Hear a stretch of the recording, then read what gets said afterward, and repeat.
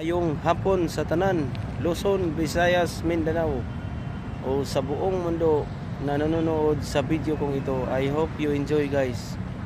Yung sa likod ko guys, as you can see, andyan po ang rebulto po ni Lapu-Lapu na kung saan nangyari po ang himagsikan ni Magellan noong 1521 sa Cebu City.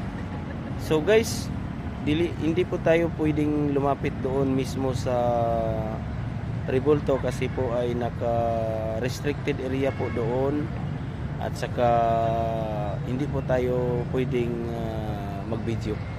So dito lang muna ako sa malayo guys para medyo makita nyo rin yung mismong rebulto.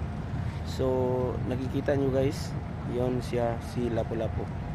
Hindi ko lang makita yung mismong harap kasi nandoon sa kalsada mismo. So sa ngayon guys, yung weather dito sa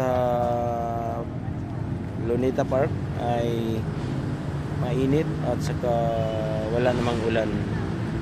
So pakita ko sa inyo guys yung view para sa mga nanonood ngayon, yung mga namamasyal dyan, yung makikita nyo guys. So ayan guys. So ito po yung latest update dito ngayon sa mismong Luneta Park na kung saan makikita nyo guys yung si Lapu-Lapu na rebulto ni Lapu-Lapu. So mamaya guys i-video ko yung yung National Museum of the Philippines para makita nyo rin, pero hindi tayo pwedeng pumasok kasi nandun ako kanina. Pwedeng mag-video pero hindi pwedeng magsasalita. Ayan guys. So salamat sa mga nanonood ngayong hapon sa video kong ito. I hope you enjoy watching.